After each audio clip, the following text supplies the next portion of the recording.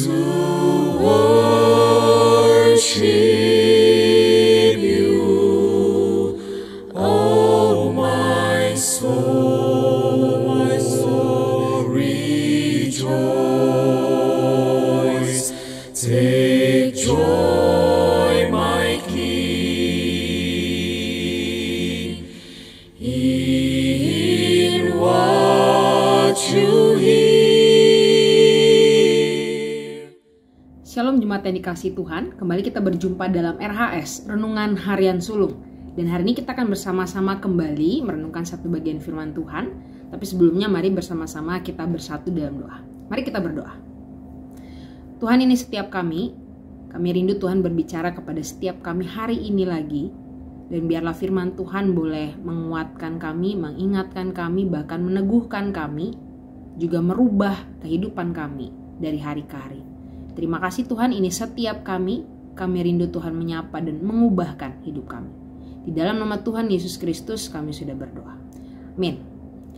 Bapak Ibu, saya menemukan dalam perenungan saya ketika melihat dunia sekitar kita, saya menemukan bahwa dari hari ke hari kehidupan kita ini semakin individual, semakin egois gitu ya. Banyak orang yang melakukan hal-hal setiap hari demi kepentingannya sendiri. Akhirnya yang terjadi adalah kita lupa untuk melihat orang-orang di sekitar kita.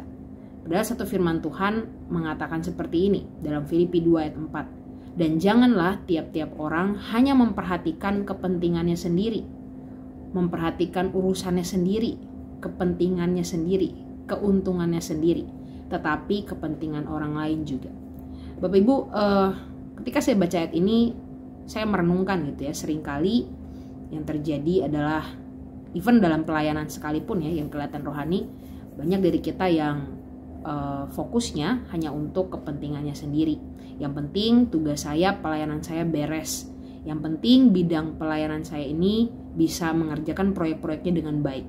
Yang penting bagian saya bisa selesaikan dengan baik.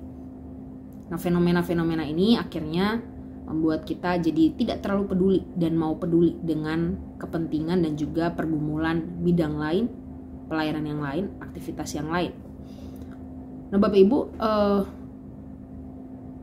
saya langsung ingat tentang Tuhan Yesus gitu ya dalam perenungan ini, bahwa kalau kita baca lagi Filipi ini ayat yang selanjutnya, Paulus ini kasih contoh Tuhan Yesus seperti Tuhan Yesus yang tidak mementingkan gelarnya sebagai Tuhan, tapi dia mengosongkan dirinya dan datang ke dunia menjadi hamba gitu ya, menjadi seorang yang mati bahkan di kayu salib untuk manusia, karena dia mementingkan kepentingan manusia. Karena dia begitu sayang dan dia pengen mengutamakan manusia gitu ya. Jadi dia datang dari surga turun ke dunia dan akhirnya dia mati menyelamatkan kita. Ini satu perenungan yang saya rasa perlu untuk kita hidupi dalam keseharian.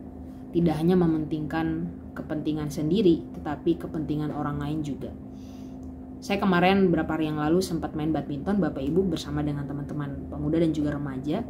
Dalam game itu, dalam badminton itu, sambil menunggu jatah saya main gitu ya, ada seorang anak kecil gitu ya, salah satu anaknya anak yang main badminton juga. Saya ngobrol-ngobrol, main-main sama dia. Terus pas giliran saya main gitu ya, udah diajakin, ayo Kak Jess main gitu ya.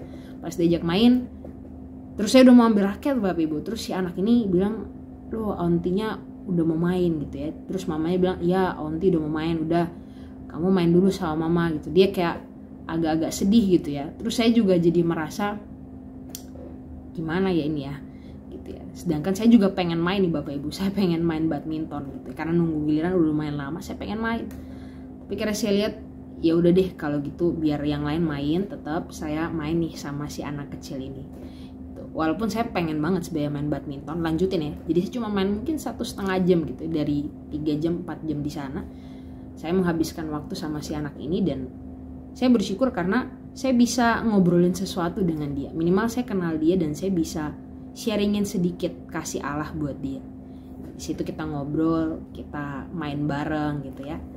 Dan saya bersyukur di situ Tuhan ingatkan saya bahwa itulah momen dimana kamu Momen kecil sederhana di mana kamu memperhatikan kepentingan orang lain ketimbang kepentingan kamu. Tujuannya bukan buat pamer, bukan buat dilihat dan dipandang baik, tetapi tujuannya adalah supaya ketika saya mengutamakan orang lain, di situ menjadi momen saya bisa sharingin Allah, sharingin kasih Allah, sharingin siapa Allah kepada orang lain. Itu tujuannya Bapak Ibu sekalian. Sehingga dalam hari kita, dalam aktivitas kita setiap hari, entah kita di kantor, entah kita lagi kuliah, kita lagi sekolah, mari kita mencoba untuk memperhatikan orang lain. Tidak hanya fokus dan egois dengan kepentingan dan kerjaan kita, tapi kita perlu untuk melihat sekeliling kita dan kita sharing kasih Allah itu. Memperhatikan orang lain itu sudah salah satu hal kecil, bentuk kecil kita memperhatikan orang lain, mengutamakan kepentingan orang lain ketimbang kepentingan kita. Ada banyak contoh-contoh lain Bapak Ibu sekalian. Saya berharap bahwa setiap kita bijak gitu ya. Saya perlu garis bawahi juga, kita mengutamakan kepentingan orang lain, tapi jangan sampai akhirnya kita bablas. Kita juga tidak diisi secara kerohanian gitu ya, tidak wise, sehingga kadang-kadang yang terjadi adalah malah kitanya capek sendiri Bapak Ibu. Nah, ini perlu digarisbawahi juga. Jadi perhatikan kepentingan sendiri, tidak hanya memperhatikan kepentingan sendiri. Jadi Paulus bukan bilang kamu jangan memperhatikan kepentingan kamu sendiri, enggak. Tapi di sini Paulus bilang janganlah tiap-tiap orang hanya memperhatikan kepentingan sendiri. Berarti boleh memperhatikan kepentingan sendiri, tetapi jangan sampai lupa untuk memperhatikan kepentingan orang lain. Jadi harus ada balance Bapak Ibu sekalian. Bukan ekstrim egois ataupun ekstrim jadi fokus sama orang lain kebanyakan dan diri sendiri tidak diperhatikan, kerohaniannya tidak diperhatikan. Itu Bapak Ibu sekalian, mari mulai hari ini kita kembali lagi belajar untuk ikut maunya Tuhan gitu ya, memperhatikan diri saya iya, tapi saya juga mau memperhatikan kepentingan orang lain. Tujuannya apa? Buat men-sharingkan kasih Allah dan memperlebar kerajaan surga di muka bumi ini. Kiranya Tuhan menolong setiap kita menjadi anak-anak Tuhan yang siap untuk berbagi kasih dengan mengutamakan kepentingan orang lain juga dalam kehidupan kita. Amin. Mari kita berdoa. Tuhan, ini setiap kami rindu. Biarlah Tuhan boleh terus memproses kami, menolong kami ketika kami berjumpa dengan orang-orang di sekitar kami, entah itu di rumah, entah itu di tempat kerja, di tempat kami studi, tempat kami kuliah. Kami rindu Tuhan untuk kami bisa melihat kepentingan orang lain sebagai satu hal yang kami kerjakan. Tujuannya bukan untuk unjuk gigi, tetapi untuk unjuk kasih-Nya Tuhan. Untuk men-sharingkan bagaimana Tuhan sudah melakukan banyak hal dalam kehidupan kami.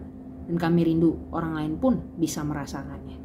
Tuhan tolong kami, biarlah kami pun boleh menjaga keseimbangan kehidupan kami, mementingkan kepentingan orang lain, tapi juga mengisi apa yang menjadi kepentingan dan hal-hal yang harus kami isi dalam diri kami.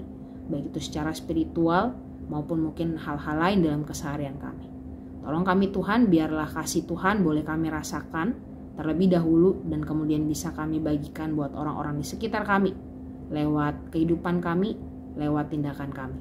Makasih Tuhan, ini doa kami di dalam nama Tuhan Yesus Kristus kami berdoa. Amin. Let it be a sweet